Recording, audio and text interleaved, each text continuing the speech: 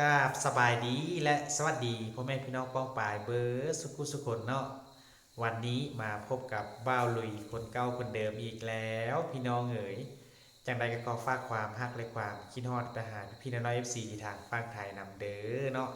ถ้าหากพ่อพี่น้องท่านใดเข้ามาแล้วก็อย่าลืมกดไลค์กดแชร์กดติดตามเพื่อเป็นกำลังใจทางช่องน้อยๆของบ้าวลุยได้มีกำลังใจในการนำเสนอเรื่องราวดีๆของเมืองลาวเมืองไทยและก็อีกหลายๆประเทศ มาให้พี่น้องในเบอร์ในชมย่างเป็นปกติและเนาะทุกคนสำหรับเรื่องราวในวันนี้เนาะบ้าลุยมีเรื่องราวของพ่อใหญ่จากฝั่งไทยจะมานำเสนอมาแชร์ให้พี่น้องในเบอร์ในชมเพื่อเป็นแนวคิดเป็นแนวทางเป็นความรู้ประสบการณ์ที่เราจะได้รับฟังเรื่องนี้ของเพื่อนเนาะทุกคนก็คือเพื่อนว่าผลิตภัณฑ์ไม้ที่จีนที่เวียดนามส่งออกขายไปต่างประเทศก็คือไปในสหรัฐอเมริกานั้นก็ล้วนแต่เป็นไม้ของประเทศเราบอกว่าไม้นะครับจะเป็นไม้ของประเทศลาวเราเนาะอันนี้กับวู้กันทุกคนแต่ก็อีกหลายๆเรื่องที่พ่อใหญ่ท่านนี้เพื่อนว่ามาเนาะเพราะว่าจะเป็นเรื่องการขุดค้นแห่การส่งออกแห่ธาตุอยู่ในประเทศลาวรวมทั้งการขึ้นค่าไฟค่าน้ำและการภาษีที่ดินนี่อย่างอยู่ในประเทศลาวเราเนาะแล้วก็เพื่อนยังได้เว้าถึงว่าประเทศไทยคือที่พึ่งของคนลาวที่ไปเฮ็ดเวรงานทุกคนเดี๋ยวเขาจะไปรับฟังเบิ่งทางหมดที่บลุยได้เว้ามานี้ที่พ่อใหญ่ท่านนี้เพิ่นเว้าถึงเนาะและมันก็เป็นความคิดมุมมองของเพิ่นเองทุกคนสำหรับส่วนตัวของเบ้าลุยเองที่จะฟังเรื่องนี้กับบ่ได้หมายความว่าสิ่งที่พ่อใหญ่ท่านนี้เพิ่นเว้ามาจะเป็นความจริงอันนี้เฮาก็ใช้มุมมองใช้วิจารณญาณในการรับฟังรับชมเนาะเดี๋ยวเฮาไปรับฟังไปเบิ่งไปชมพร้อมๆกันเลยทุกคนแล้วก็บ่ลุยก็ต้องขออนุญาตแล้วก็ต้องขอขอบคุณที่ได้นำเอาเรื่องราวนี้ของเพิ่นมานำเสนอมาแชร์ต่ออยู่ในคลิปวิดีโอนี้เนาะเดี๋ยวเราไปเบิ่งไปชมพร้อมๆกันเลยก็คือการประชาธิปไตยแบบเล่าๆ สังคมนิยมประชาธิปไตยแบบเล่าๆก็ที่ไปเทียบก็เวียดนามเหรอก็เป็นแหล่งเขาอยู่แล้วที่ไปเทียบก็จีนเหรอก็เป็นแหล่งเขาอยู่บ่ได้ปากบ่ได้ไอบ่ดังจามบ่ได้นะกับจีนจามบ่ได้เพราะว่ายังแผ่นดินแล้วถูกสัมปทานคือว่าจำเขาไว้เอาขีดินไปจำประเทศจีนไว้จักแขวงแล้วเดี๋ยวนี้จำเขาเอื้นว่าสัมปทานจำเขาไปปุ๊บให้สัญญา30 ปี50 ปี60 ปี99 ปีให้เขาสรรหาผลประโยชน์ในขีดินแทนเงินมัดจำเอาไปเลยเนี่ยนะ50 ปี60 ปีเจ้าสิเห็นยังตามสบายเจ้าสิก้นแฮเจ้าสิปลูกทุเรียนปลูกกล้วยเจ้าอยากเห็นยังเจ้าเอาเฮ็ดไปเลยเดี๋ยวค่อยเคลียร์พื้นที่ให้แขวงใดเฮ็ดตามกันไปเอาเงินเข้าถุงเจ้าของแขวงบ่มีเงินสิมาพัฒนาเงินสิเอามาเห็นยังบ่มีบ่เกี่ยวเจ้าของแขวงให้ได้ค่าสัมปทานป่าไม้สินแร่เฮ็ดลงไปออกมาเว้าอยู่ว่าเอ้าต่อไปนี้ป่าไม้ห้ามตัดแล้วตั้งแต่ปี16ประธานประเทศเป็นผู้ออกมาเว้าตั้งแต่ปี16คุณจักปีมาแล้วนี่8-9 ปีมาแล้วห้ามตัดห้ามขนย้ายไม้ทุกชนิดมีผู้ใดเศร้าบ่ล่ะตัดห้ามห้ามด้วยปากเป้านี่ห้ามให้คนได้ยินแต่ว่าเบื้องหลังสูตัดไปรถเอาแบ่งกันเฮาเพราะว่ากูห้ามแล้วเด้กูห้ามแล้วแต่ว่ามึงทั้งหลังหลังไม่เอามาแบ่งกันรถขนไม่ขนซุ้มก็ขนมาตลอดเท่าทุกวันนี้ไม่เห็นไม่มีใครเห็นอยู่ในสภาพเนี่ยบอกกันนะแต่ว่าลักหมูลักหมาลักไก่ลักกานี่จับติดคุกบัดประเทศจีนประเทศเวียดนามขนรถขนซุ้งไปขั้นบักไงบ่มีผู้ใดเห็นคนแหล่รถ10 ล้อ16 ล้อ18 ล้อขนหินขนซุ้งขนแหล่ออกประเทศบ่มีผู้ใดเห็นห้ามแล้วห้ามตัดไม้แต่ว่าเพียงขนซุ้งได้นะขนไปเลยเท่าซุมื้อนี้นะเป็นการห้ามนั่นมันเป็นการดีสำหรับ บ่ต้องเสียภาษีห้ามมันเป็นกฎหมายแต่ว่าคันผู้ใดเฮ็ดได้ก็มันก็เป็นการดีสำหรับแบ่งกันเพราะว่าจับบ่ได้เด้บ่ได้จับห้ามแล้ว แต่บ่จับคันได้ไปก็เอามาแบ่งกันเลยบัดนี้เพอมันบ่ต้องเสียแล้วบ่ต้องเสียให้หลวงยากเพราะว่าบ่ได้มีระเบียบว่าปีนี้จัดต้นไม้ทรงได้จักตันบ่มีบ่ต้องเขียนบัญชีมีแต่ผู้ตัดไปกับผู้ห้ามเนี่ยเอามาแบ่งกันหลวงก็เลยบ่ได้เงินต้นไม้ก็หายไปซื่อๆสินแรกก็คือกันห้ามคดห้ามคนแขวงนั่นแขวงนี่แต่บ่ได้เศร้าผู้เฮ็ดก็บ่ได้เศร้ารัฐบาลก็บ่ได้เงินเพราะว่าห้ามคนแล้วแต่ว่าผู้ห้ามกับผู้เฮ็ดแบ่งกันผู้จับก็บ่เห็นบัดไทยบ้านลักตัดไม้ตัดไหลมาเฮ็ดบ้านเฮ็ดเฮียนจับติดคุกจักปีกันตามกติกาหลักงัวหลักควายจับเห็นไว้ปันยังนั่นล่ะคันไทยบ้านเฮ็ดมีความผิดคันระดับชาติเฮ็ดบ่ผิดนั่นคือความเป็นล่าวเขาเฮ็ดกัน เฮาบ่ได้ไปเห็นดอกเห็นหยังก็เห็นโซเชียลไงก็เห็นโซเชียลเขาเฮ็ดให้เบิ่งถ้าบ้านเขาขี่มอเตอร์ไซค์ละห้างเขาขี่ยังไปก็โอ้นี่แหละรถซุ่งเลี้ยงกันเป็นแถวอยู่นี่หันหน้าไปทางเวียดนามกับจีนญาติไม่กันอยู่ในประเทศลาวส่งออกแข่งกัน2ประเทศนี้ญาติไม่ประเทศลาวไปพลทิศละทางปีนี้เวียดนามแซงจีน ก็ไม่ลาวนั่นแหละแต่เวียดนามสามารถส่งเฟอร์นิเจอร์ไปขายอเมริกาได้แซงจีนไปแล้วครับข่าวในระดับโลกเขาก็ออกกันอย่างนี้เวียดนามแซงจีนไปแล้วแต่ไม่ประเทศลาวที่ห้ามตัดนะห้ามตัดเนี่ยหลวงบ่ได้เงินย้อนเลยล่ะเพราะว่าบ่มีบัญชีบ่มีบัญชีว่าให้ตัดจักตันต่อปีบ่มีแต่ว่าเขายังตัดอยู่แต่ว่าบ่เห็นเจ้าหน้าที่บ่เห็นเอาแล้วเงินไปใส่ไม่หายไปบ่มีผู้ใดจับเอาก็เงินเข้าถุงผู้ห้ามกับผู้ขนไปมันก็มีอยู่เท่านั้นเอาเรียบร้อยสินแร่เด้คือกันเขาก็ก้นไปเรื่อยสินแร่เขาก็มาลูบโล้มน้ำใจอีกผู้เขาก้นสินแร่เอ้ยเจ้าบ่ต้องแพงหรอกสินแร่ซ้ำนี่คอยสำรวจให้เจ้าประเทศลาวมีทองคำเป็นพันตันผู้เขาก้นสินแร่เขามาประโลมจิตใจลาวเจ้าสิบ่ห่วงหยังสินแร่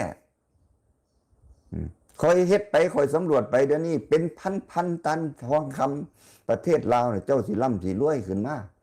ยังมหาศาลเพราะเกิดจากการสำรวจบ่ต้องไปห่วงเยอะแยะประเทศเราสามารถจะส่งทองคำได้เป็นระดับ1ของอาเซียนในระดับ3ของโลกเพราะสินแร่มีจำนวนมากเขาสำรวจให้เพิ่นใจเย็นไว้เจ้าบ่ต้องมาห่วงบ่ต้องมาจับดอกของซ้ำนี่ประเทศเราจะรวยในอนาคตจะได้บังประกาศสู่กันฟังตั้งธนาคารทองคำเอาไว้เลยเอาทองมาฝากบอกไทยบ้านเอาทองไปฝากว่าฝากเด้แต่ว่ายึดไปเลยเอากระดาษมาแทนเอากระดาษมาว่านี่คือเจ้ามีทองคำไปฝากไปแล้วไปเลยนะคำมาฝากนี่ก็แปลกอยู่คือกันเพียงอย่างอื่นว่าฝากเขาเอาขึ้นบ่ได้นะเพราะว่าคนจะเอาทองคำไปหลอมเป็นทองคำของประเทศโดยเอาเอกสารมาแทนคือโฉนดที่ดินแต่ว่าเจ้าบ่มีที่ดินอยู่นะทองคำเหมือนกัน เจ้าฝากแล้วฝากเลย ได้แต่ใบมาบอกว่าใบนี้เจ้าไปเอาไปตึ้ง รถตึงล่าเจ้าเอาไว้ประกันนั่นประกันนี่ว่าไปได้เรื่อยรัฐบาลรับรองแต่ว่าบ่รับรองว่าสิขึ้นต้องคำให้นโยบายเพิ่นนะจักได้เท่าใดบ่มีบอกเลยบ่มีผู้ใดมาบอกว่าได้ทองคำจักตันแล้วบ่มีบ่มีการเว้าการบอกกันเด็ดขาดมีอย่างแต่อยู่ในดินเยอะแยะทองคำอยู่ในดินโอ้มหาศาลเป็นไม่รู้กี่หมื่นกี่พันตันนั่นแหละความร่ำรวยอยู่ฉายภาพกันให้เบิ่งอยู่ทางหน้าก็เอามาอวดเอามาคุยโม้โอ้อวดโดยบ่มีคนของเจ้าของเลยนะบ่มีนักธรณีวิทยาเล่าบ่ได้มีเป็นหมายเลขหนึ่งมีแต่คนจีนมีแต่คนเวียดนามมีแต่คนสัญชาติอื่นเจ้าของกับหอยน้ำขาดตั้งตีทรัพย์สมบัติในบ้านตัวเองนะต้องให้ผู้อื่นเขามาวิจัยต้องให้ผู้อื่นเขามาชี้น้ำชี้แนะไปโดยว่าสิฟังคนของเจ้าของมาได้พอเจ้าของมาเรียนหนังสือนะนั่นก็คือฝากความหวังไว้แล้วอนาคตเจ้าสัมปทานเนี่ยมันก็จะสัมปทานให้เขาค้นหาผลประโยชน์จากที่ดินไม่ว่าบนดินไม่ว่าในผิวดินใต้ดินให้เป็นผลประโยชน์เขาสิขึ้นทุนก็ยังรับมัดจำที่ดินไปเรื่อยแขวงใดบ้านใดเมืองใดก็เอาตัวอย่างกันให้สิทธิ์ประเทศจีนกับประเทศเวียดนามเฮ็ดกันลงไปสมปูสมปุยบ่ได้มีระบบระเบียบอีหยังความเสียหายในประเทศอย่ามารายงานประเทศไทยเขาปิดเหมืองทองไปไม่รู้กี่เหมืองแล้วก็เพราะว่าการทำเหมืองมันเกิดมลพิษ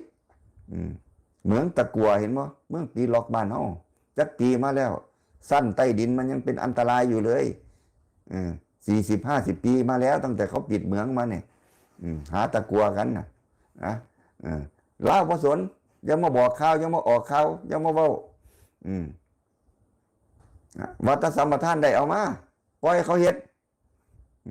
ผลกระทบที่เกิดขึ้นน้ำเสีย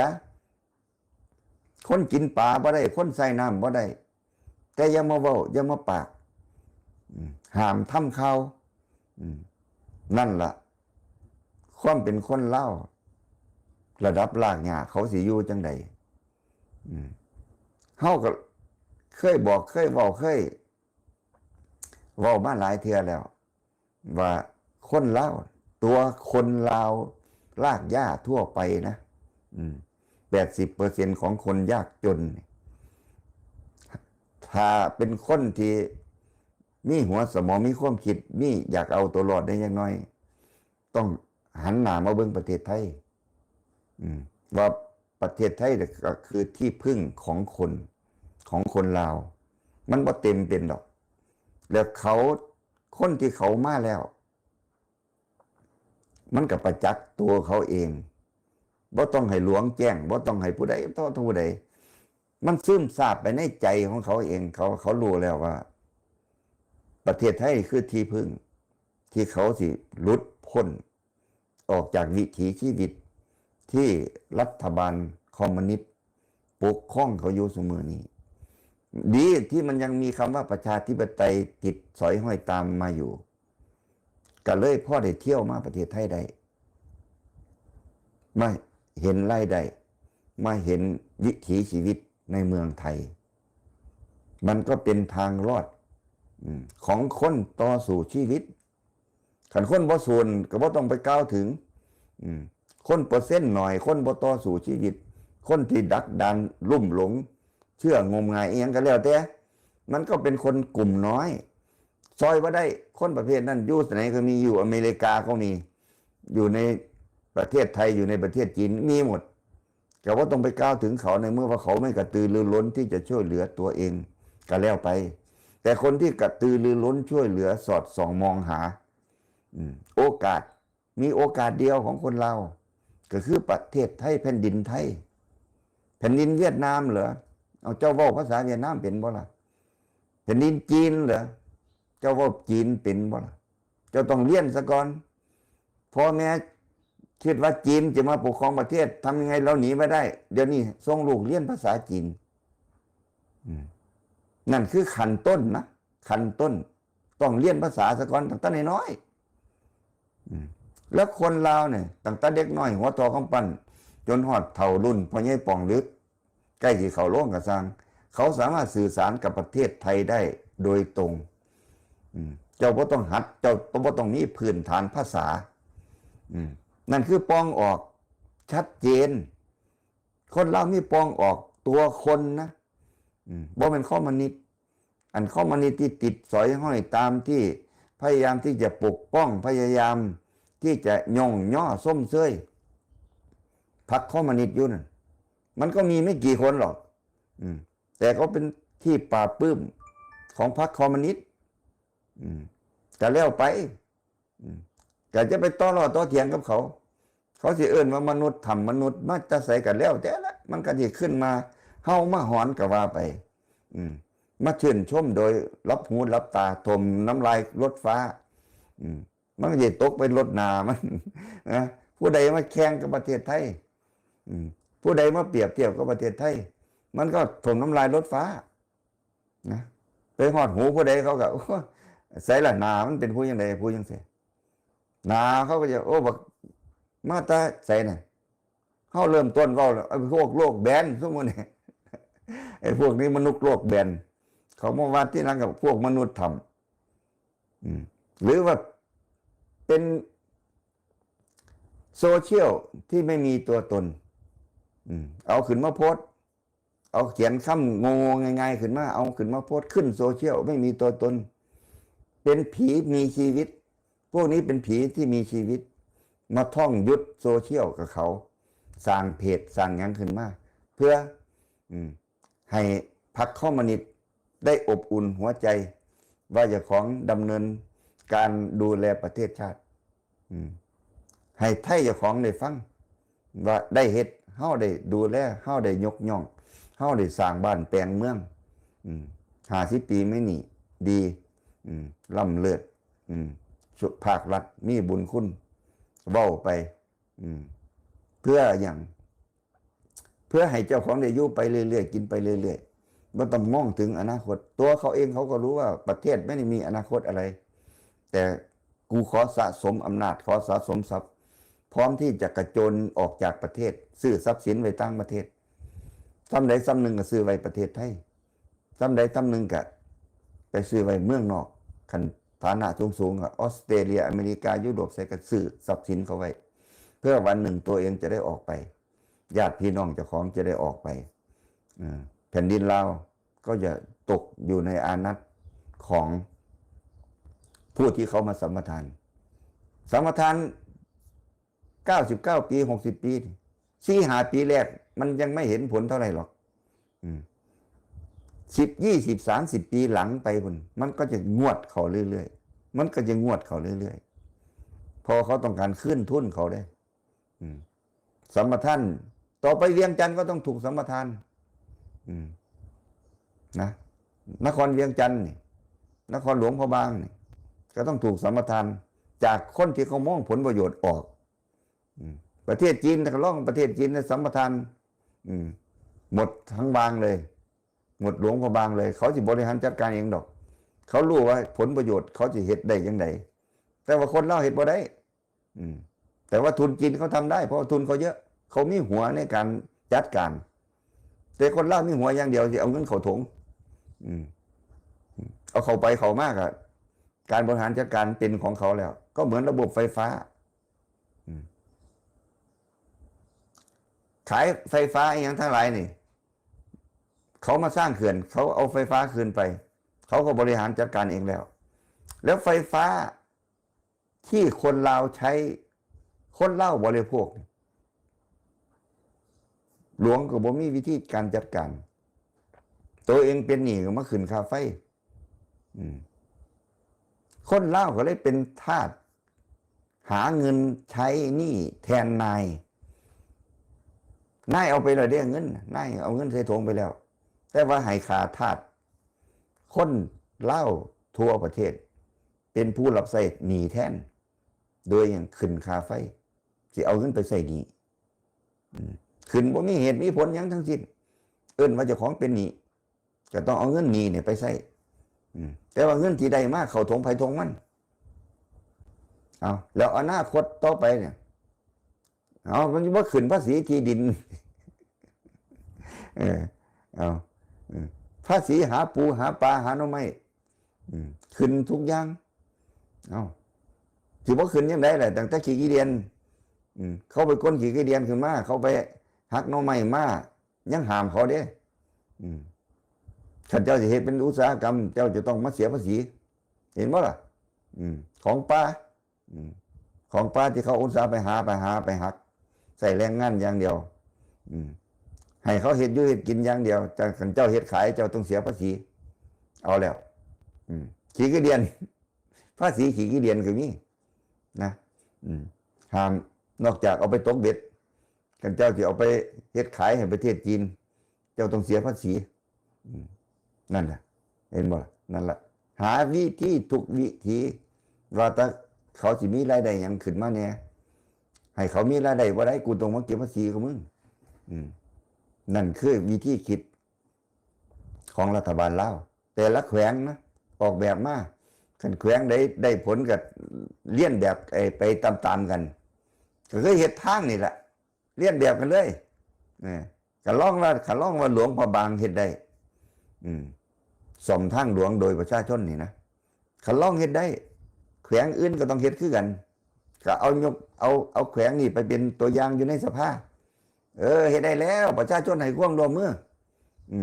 หลวงบ่ต้องลงทุนจักบาทเป็นผลงานของแขวงนะเป็นผลงานชั้นดีให้ไทบ้านมาเป็นขาทาสบริวารแกมบังคับสุกยู่ไทบ้านสุกหลังไทบ้านมาเฮ็ดเหลียวเบิ้งแมคโครเป็นของบริษัท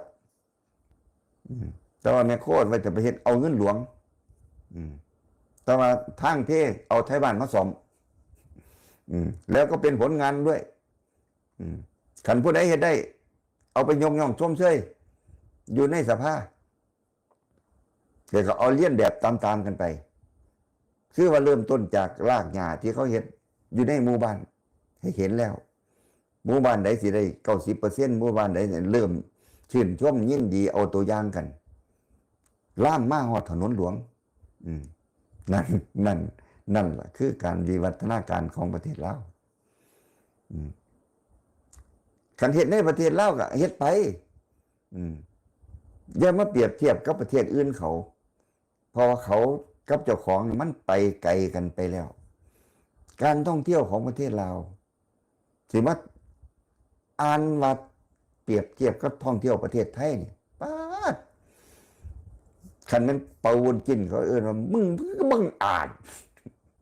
มึงบังสิมาบังอาจอย่างป่านนั้นนะเอามันไปติดคุกผู้เว้าอย่างนี้นะมันบังอาจบ่มีเหตุมีผลบ่มีตรรกะความคิดใดๆทั้งสิ้นบิดเบือนสารพัดที่จะให้ตัวเองนี่เหนือประเทศไทยคำว่าเหนือประเทศไทยนะมันก็มีเป็นบางส่วนมีเป็นบางมิติโดยภูมิทัศน์โดยของมันมีแต่ดั้งแต่เดิมอยู่แล้วเนี่ยเจ้าก็สามารถบรรยายไปได้แต่จะมาพูดถึงระดับการท่องเที่ยวที่มันเป็นอุตสาหกรรมกับเห็ดกินในครัวเรือนเนี่ยมันคนละเกรด